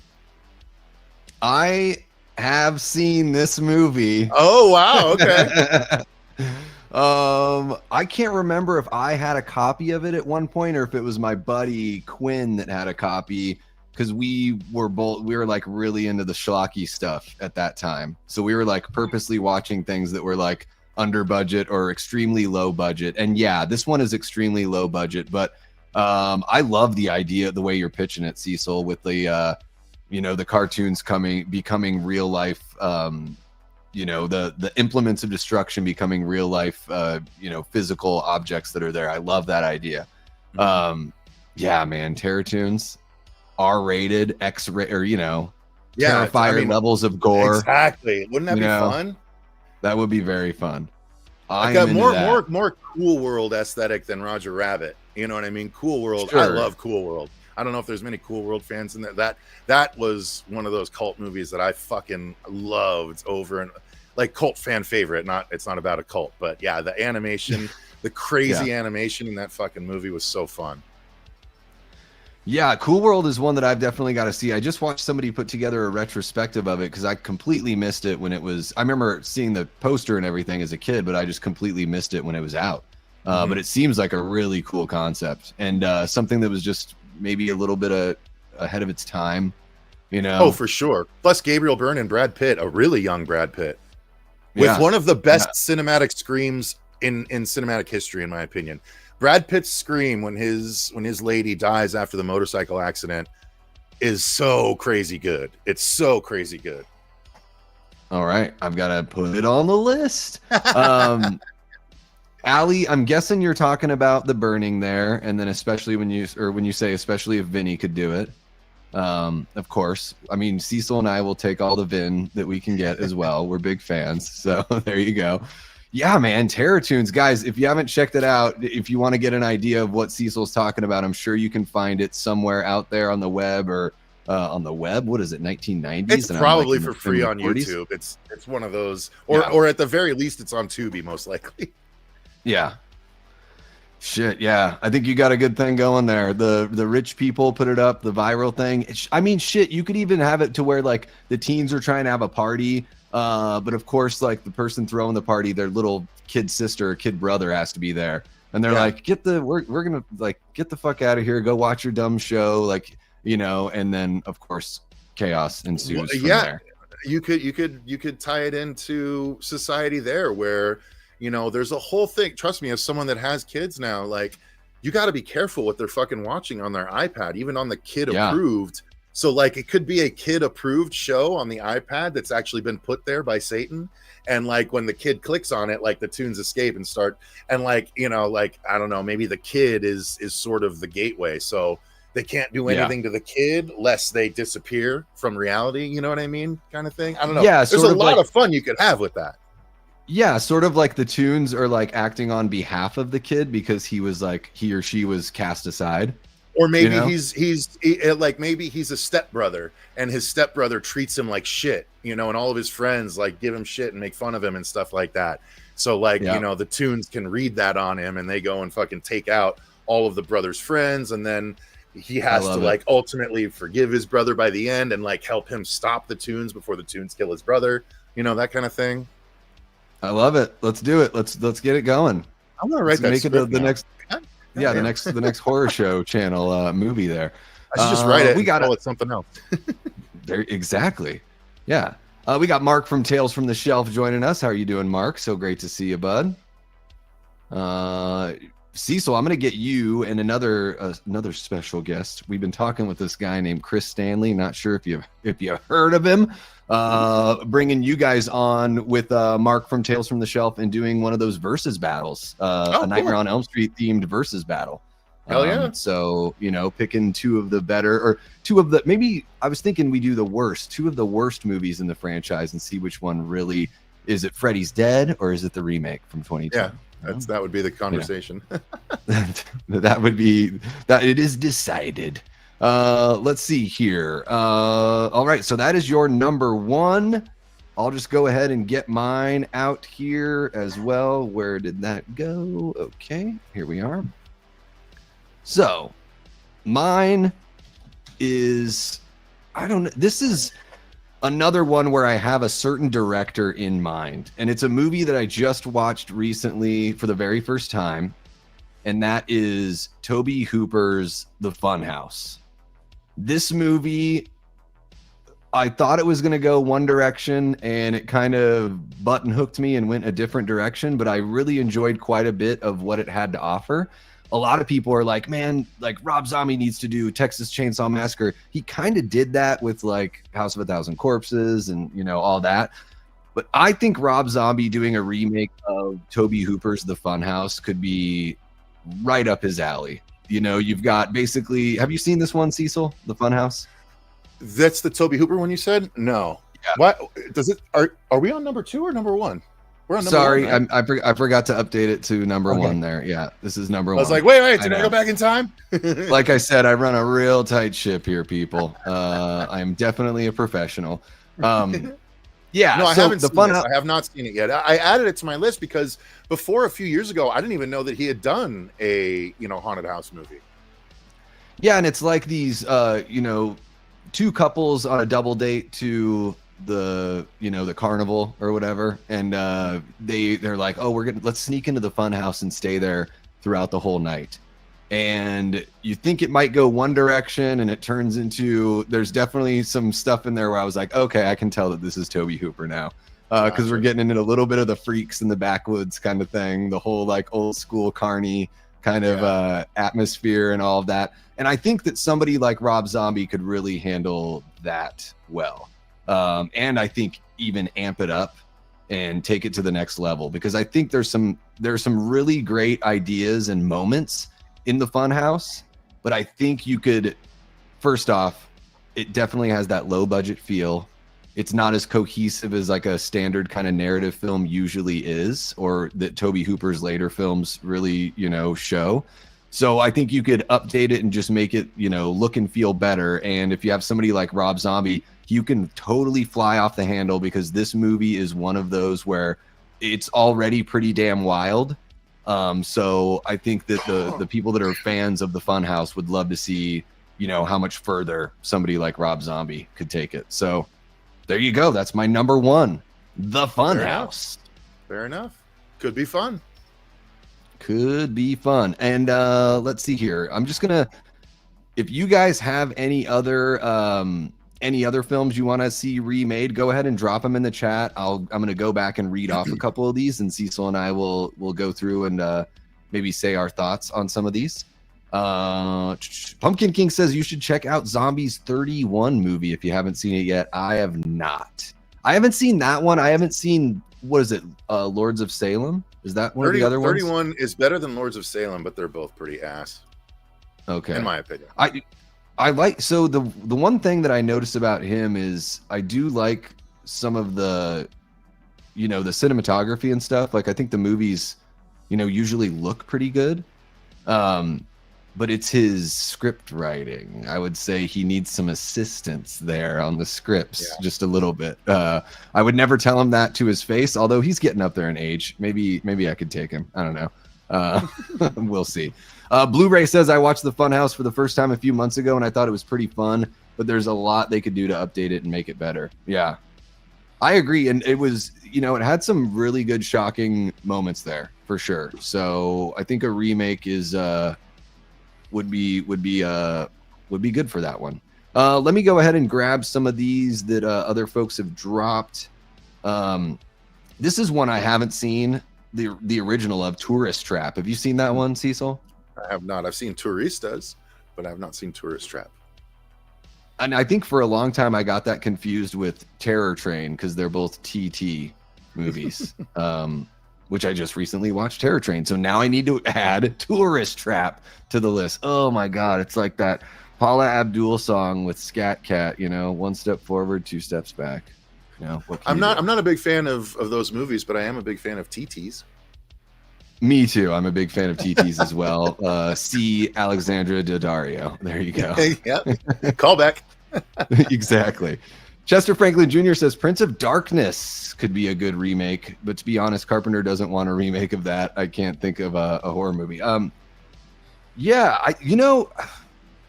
Prince of Darkness, that's Donald Pleasance is in that one. Mm-hmm. Is that the one I'm thinking of? Like religious horror? Yeah. I don't know if I've seen that one. I've only seen it once, and it didn't tickle my fancy, but I saw it when I was a kid, so I don't know. Might have just gone over my head or something. Yeah. That's one of Carpenter's that I still have to see, Chester.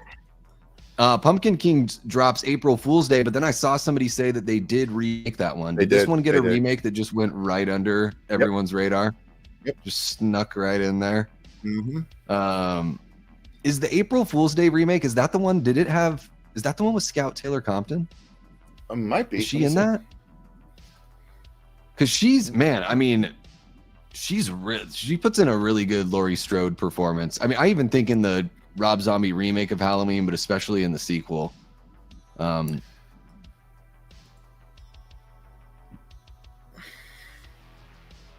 Yes.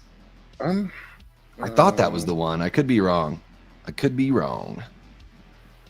Oh yeah, 2008 direct-to-video remake of April Fool's Day. Okay, direct-to-video. Okay, then I'll go with Pumpkin King. They could remake if they want to put it in the theater. You can remake it again. Doc drops. How about a remake of The Hearse from 1980? I've never heard of this movie. Me either. Doc, if you're still in the chat and you want to let us know what the heck this movie is all about, I guess I gotta go. Maybe I gotta pull it up here and read about it later on. One that Magic movie that just got announced with Sam Raimi producing the remake. I just watched the original a couple weeks ago. I think that'll be, that movie's really good. Like, I think I like that one better than Psycho. We saw that There's similarities. Yeah, we saw that because it was a Patreon request. I'd never seen it before, and we were like surprised at how good that movie still was. Yeah, pretty damn creepy. Man, Anthony Hopkins just really goes for it in that one. Mm-hmm. Mm-hmm. And then Todd drops Children Shouldn't Play with Dead Things. Could be a fun remake. That's another one I've never seen, but isn't that, I think it's one of the inspirations for like the Evil Dead. It's very similar. If it's the film that I'm thinking of, and I think it came out just right before, not too long before Evil Dead. But yeah, any of these older movies that just really haven't had that runway or that longevity, if they're going to keep on remaking stuff, if that's the way that they're leaning instead of original IPs, then that one is definitely could be in the mix there. Yeah, attaboy schmucko. Yeah, dude, Anthony Hopkins, so good in that one. Jamie says The Hearse scared me a lot as a kid. Okay. So this is one that I got to check out for sure. Remake Ghost Story. I don't know if I've ever seen Ghost Story. I have not. We're no help to you, Jamie and Doc. We're just like, Paula, feel free. Oh, I know I might have missed. She's put her in there a few times. It's the same. And I just totally missed it. It's okay. I'll call it out because I've been wanting to comment on it because again, it's one of those things where she's putting ones that like The Faculty, Buffy the Vampire Slayer, and The Lost Boys. Buffy the Vampire Slayer basically got a remake with the TV show, even though it was technically a sequel. Lost Boys is pretty perfect. I'm not sure why we would need a remake of that. And again, The Faculty is pretty perfect as well. But she did say My Soul to Take. Is that was the one that was that Wes Craven's last movie? Because that was dog shit. So I would agree with that. My Soul to Take. I don't think I've seen that one. Let me check that out.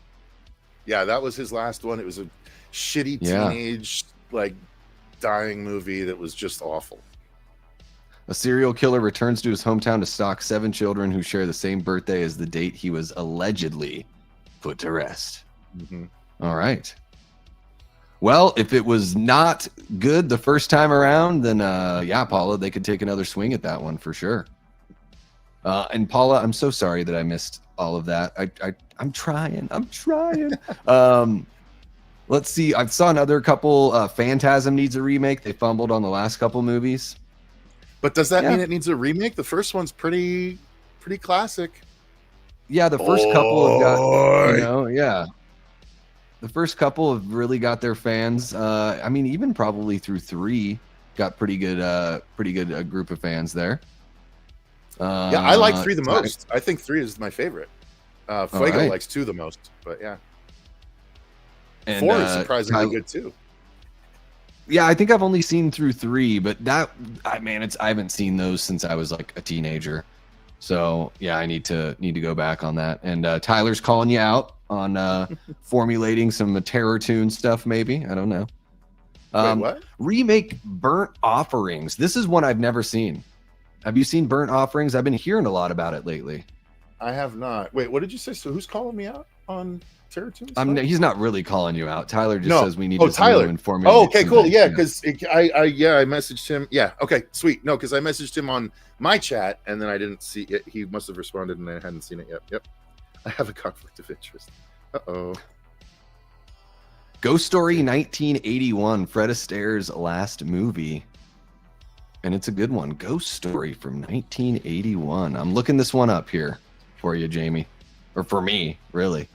American supernatural horror movie directed by John Irvin and starring Fred Astaire, Melvin Douglas, and Douglas Fairbanks Jr. All right. This looks somewhat... the title looks okay. I've seen the cover of this movie.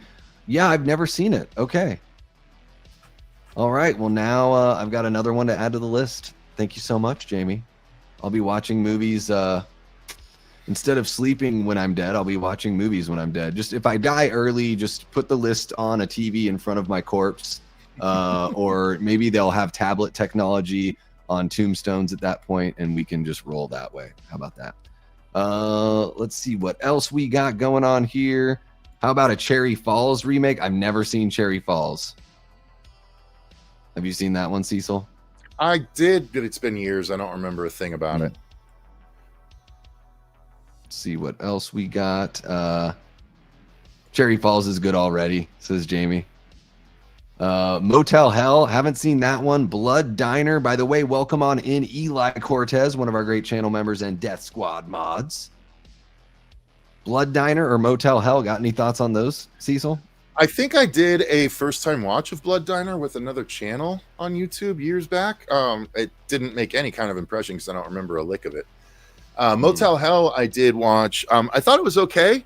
It was pretty fun. I covered the Motel Hell comics, which was an actual sequel to the old movie, over on my TikTok, if anyone's curious, or on the Horror Show Shorts channel.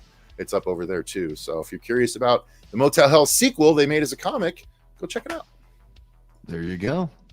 There you go. All right. So let's see here. I'm just making sure I'm not missing any other ones. Although Todd does say Blood Diner should be remade. All right. Well, there you go.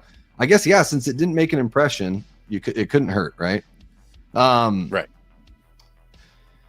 Oh, what the heck else is going on? Cecil, what do you got? You got to have some stuff coming up here that you're working on. I mean, I guess we kind of already hit on all that. Covered that in the beginning, basically, yeah. Well, shit. What do I have for you guys? I don't know. Cropsy is also an urban legend from City University of New York campus. I went to the College of Staten Island. Okay. Yeah, I've heard the real life Cropsy story, and I think they just pretty much took the name and moved it over to the burning, because I don't think that's the actual origin story. Although you're from there, so you could definitely tell me, if I'm wrong on that. Yeah, it's gosh, when it comes to remakes and reboots, it is so easy to just be like, to just poo-poo them. But there are some of these that would be great to see. But also I'm one of those guys where, especially like, this year we've gotten so much good original horror that it's I don't know. I really like seeing that stuff. Although we always ache for, the greats to even return and be rebooted. Even the ones that have, done so well, like Freddy Krueger, we're still waiting on that one to come back. Jason, who the hell knows what that's going to look like. Did you see that they Nicotero went back into the lab on the mask? No, I didn't. They admitted defeat, huh? Good. Yeah, I don't know if they've shown a picture of like what it looks like now, but hopefully they got that shit figured out, because that's pretty rough one. It'd be funny if they just fuck with everyone and like his eyes are now just sunglasses. Oh my god, they really are. They're so bad. I can't get over those eye holes. It's the one thing that's driving me up the wall on that mask. The fact that it just makes whoever wears it look small is interesting too. Even when Vin, did you see the shot where Vin was wearing it at the premiere? No, I didn't. And I'm like, it makes Vin's head look small. This mask is out of control. Yeah. I don't know. There's a lot to fix on that mask, in my opinion. But Eli, no. He says, do you think they could remake Tales from the Crypt Demon Knight? No, I think that one's pretty perfect. Honestly, even as of the time, the practical effects still hold the fuck up. Like, I think I think that movie is perfect and amazing and classic and scary. The demon designs are amazing. Billy Zane might be his best, or my favorite performance of Billy Zane's. I don't know, I could say his best, but my favorite of his, like, you can hold down, goddamn cabin, motherfuckers. So many fucking funny lines, amazing gore, creepy designs. When the kid turns into a demon up in the attic and his like jaw is massive and his tongue is like buried in the other person's stomach, like disturbing shit. Love that movie. So no, don't touch that one, Eli. Yeah, I love Demon Knight too much to touch it. It's, but William Sadler's in there. I love him. CCH Pounder before, like, that's a very early, she sort of became a household name, like from The Shield and that, but right? Thomas, Thomas Hayden Church too. Yeah, he was in there early before Sideways, and Jada Pinkett Smith before she got crazy. I think she's good in that one too. Yeah, it's that's a solid flick. Yeah, don't touch that one. But if you want to bring back Tales from the Crypt as an anthology show or anthology movies, I'd be into that if they wanted to do something fun with Tales from the Crypt in general. You know, absolutely, yeah. Although Creepshow just got canceled, so if Creepshow didn't make it, I don't know that anyone would buy into Tales from the Crypt. I guess the whole thing is you'd have to, because I think one of the great things about that original show is I think like all but 2 of the episodes were based on the actual comics. So I think that was the strength, you know, other than obviously they had really talented people working on the show, but the strength was just going off those stories that were so great and so relatable. I think the Crypt Keeper would do well nowadays, though. Honestly, the Crypt Keeper has over Creepshow, so that's for sure. For sure. Yeah, plenty of personality there. Love the Crypt Keeper. Jamie Hart says Waxwork. I think that would be really good. Yeah, I just covered that comic too over on the TikTok and Shorts page. They did one comic adaptation, both in regular and in 3D. Oh, sweet. Yeah, and that's a movie that I just watched that for the first time, I think like late last year. That was a really interesting concept. I dug that one. I dug that one quite a bit. Mike Baum says Hot Take Demon Knight is the sequel to Set It Off. Is it what? Because they both have Jada Pinkett Smith. Is that what you're saying? Oh, okay. I've never seen Set It Off, but yeah, that's funny. I would say it's a sequel to Low Down Dirty Shame, because that's where I know Jada Pinkett from. Her and Keenan Ivory Wayans way back in the day. Yeah. Yeah, man. Jada in Demon Knight, really good. And in the opening of Scream 2, I think she's pretty awesome. Yeah, She has a great death. She has a great death, and the back and forth is so good. I think the Scream 2 opening is really damn solid. It's to try to top what they did in the first one is almost impossible, but I think they do a damn good job with that sequel. Will Harney, who's watching over on the Horror Show channel, has got a question just for Cecil. Is there going to be another part of Dylan's New Nightmare? You get this everywhere you go, don't you, Cecil? Or is it kind of being left where it is? Question mark, question mark, question mark, question mark. It's a lot to figure out there.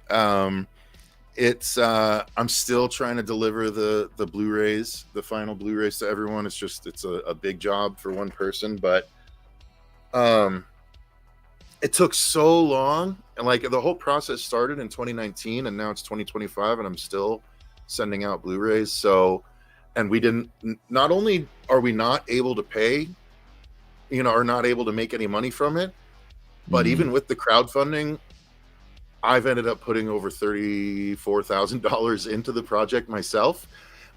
So it is not something I am eager to rush back into without fully, like I don't know. There's a lot to figure out. I'll say 2 things.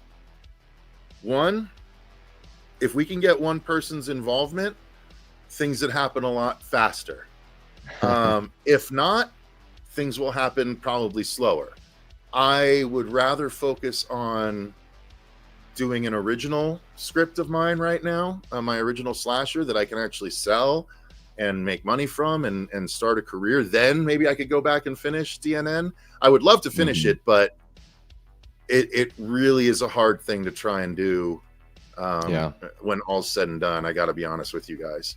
It's taken and is taking still a lot. So I would love to finish the story, but there's a lot of things to figure out on the back end before I do. Yeah, because I mean, DNN is a passion project, so it's like, you want to be able to put something out there that you've already shown that you can make a movie. What's happening, Robert the Wolfman? Ow! He was so pissed about something I said. He came over to my house to beat my ass. Yeah, he was like, "No, I made that jewel from Wishmaster." The jewel from Wishmaster. He's like, "Don't you dare touch my jewel, my set." What were you doing with that? Showing off my work? Yeah, we were talking about Wishmaster. I did Wishmaster as one of my ones to remake. So, nice.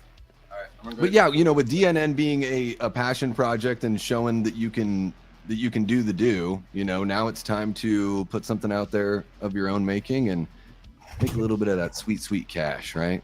There you go. Yeah, exactly. Let's see here. I wanted to grab a couple of these. Gosh, where did that go? Todd would leave Wax work alone. Jamie Hart is swooning over Billy Zane in Twin Peaks. Teal Kit, we are getting a Silent Hill movie, I think in January. Unfortunately, it's a January release. I don't know. Usually those can be pretty rough, but we are getting a new Silent Hill movie, so don't worry on that. What else Jamie said something. I'm having trouble coming up with movies to remake because I'm a little tired of them. Fair enough. I think we've all done a pretty good job here tonight, going through the ones that are viable for sure. And Eli says Dylan's New Nightmare has my favorite Freddy line when he tells Dylan, "You may be all grown up, but you're still my little bitch." Good shit. Really, really good shit. I do love that line. Yeah. There's so many good ones in Dylan's New Nightmare. Too many to count. How about a Spawn remake? They've been working on one for years. So yeah, like Todd's been wanting to do it for so long. Jamie Foxx was attached for a while. Now I think they've moved on to someone else, but Todd just hasn't been able to get the shit going for whatever reason. Yeah, I think Spawn would be really cool, especially, I mean, I even think there's elements of that original film that are interesting, but they were so, they were so ambitious at that time, and the technology just wasn't really there for them to do what they wanted to do, unfortunately. But yeah, Spawn is great. And I think, I don't know, maybe we're all sort of caught up there. Mm-hmm. Jamie says, I think the new Silent Hill movie is going to be awesome. They're going to use plot points from the second game. Yeah, we'll see. I wish that Resident Evil would do that. What? I don't think we've talked about this yet, Cecil. What was Zach Kreger doing Resident Evil, but saying that it's not going to have anything to do with the video games? What the hell? Like, isn't that what they've done the whole time, pretty much through the series? Right? The last Resident Evil was the closest, but even it was bad. Like, they have for some reason, everyone that gets the Resident Evil license is like, let me show you how we can really do this, instead of just like doing what the fuck it is. Like, guys, look at Marvel. You know why they're successful? Because they're doing shit that people like because it exists already. There's actual literal comic books are literally storyboards ready for you. You know what I mean? Like, it's I don't know. Yeah, like, who are you trying to rope in? People that don't care about Resident Evil?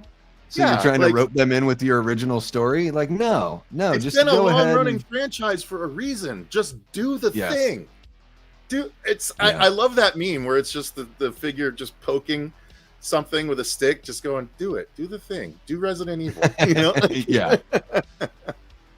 Yeah, and again, even I think the one you're talking about, the more recent one, was that like a straight to Netflix or something like that? I think it was. Welcome to Raccoon City or Welcome whatever. to Raccoon City. Yep, exactly. That was all over the place, that movie. It just seemed to be like, okay, so we're naming characters things. They don't really, most of these characters don't look like the people that we know, and I don't know. It just seems so messy to me. Yeah, go back to the original video games. Even if you just want to start with Resident Evil 4 and you just bounce all over the place, I don't care. No, don't do that. No, it's its own little. Yeah, I mean, I guess Leon's there, but it's its own little. You guess Leon's story. There? He's the lead. Well, I guess he's there. Well, you don't. I'm saying that you don't need to show him everything else before. You can start with Resident Evil 4. Well, I'm not saying that they should do this. To why he is the way he is, like why he's not really affected by these zombie monsters and stuff like that. You know what I mean? But I hear what you're saying. I'm just selfish because I love it so much. I That's know. all. I know. That's all. But yeah, it's I don't know. Zach, what are you doing? Let us know once you check out the stream. Would really appreciate it, bud. Yeah, exactly. We know you're watching. How much do you want to bet there's going to be an old hag monster in his Resident Evil movie? Yeah, for sure. He seems to like doing that. Yeah. Yep. All right, guys. Well, shit, we're at about 2 hours. I think it's feeling good. It's feeling like this is a good time to wrap up. I don't know. I don't have anything else. Cecil, do you have anything else for me? No, sir. Any burning questions about? Yeah. Any burning questions about Dylan's new nightmare for me? No, I'm just joking. Yeah. I don't know. I think I'm good. So yeah, let me just roll through here. I just want to give a shout out to everybody that dropped a super chat this evening. So Jared Arnold dropped a $5, Pumpkin King with a 1999, Amanda Mendoza with a $5, Pumpkin King with another 1999, Brooke Scarlett with a $4.99, and of course Pumpkin King again with the 1999. Thank you so much, guys. We reached our goal, so you're gonna get a public watch party from me this weekend over on the Discord. So that'll be fun. Those have all been a total blast as we've gone through there. And yeah, I don't know. Cecil, you are doing some stuff here this weekend with the Horror Show channel. I think on Sunday, right? Are you guys planning on going live, or are you going to be watching movies? No, and yeah, dropping we're going to be reviews? doing festival stuff most likely. Yeah. Although it's been a while since we've done the news, so I'll ask Fuego. Maybe we could go live with the news with booze or something like that. We haven't done that in a while, but I don't know. Yeah, for the most part, though, we have some movies from Fantastic Fest to catch up on. So heck yeah! And then, guys, don't forget, in a week, next Friday, September 26th, Cecil's birthday. We're going to be doing the listening party. We're going to get into all sorts of shenanigans. I might be the only non-alcohol drinking person in the room, but I'll do my best to, play around with other methods of non-sobriety that I feel comfortable with while I'm over there. That one should be a huge blast. That'll be over at the Horror Show channel. So if you have not yet subscribed over there, I think Eli just dropped the link yet again in the chat there, so you guys can follow it on over to the Horror Show channel. Make sure you're subscribed. We have all sorts of fun over there. And then really for me, guys, for the rest of the weekend, we're going to be doing a members only stream at 7 p.m. on Sunday. And then I would imagine 7 p.m. Eastern on Sunday. And then I'll either do the live watch party right after that. Or maybe you guys want to vote on which movie we watch and we push it a day or two so we can find the right movie for you guys, since you guys put your hard-earned money out there. Big shout out to the Patreon members over at the Horror Show channel, as well as over here on the Davey Deathray channel, our amazing YouTube channel members as well. Thank you so much. The moderators on both channels, really appreciate what you guys do for us as well. And I don't think I have anything else. I think we're good. I'm feeling good. And yeah, guys, we'll see you next month. It'll be a very spooky season, iteration of the Unfiltered Horror live discussion here with Cecil Laird over at the Horror Show channel. And yeah, guys, that's going to wrap it up for us. I hope you all have a lovely rest of your evening. Holy shit, if you're watching after the fact and you made it this far, you are an extra rock star, all-star. Goated. Make sure, whether you're watching live or watching after the fact, hit that like button, subscribe if you haven't already, and share the channel with folks that you think would, or share the channels with folks that you think would dig this kind of content, because we're going to keep this train going. But that is going to wrap it up for us. He's been Cecil Laird from the Horror Show channel, and I've been and will continue being Davey Deathray. Take care and stay scared. Stay scared.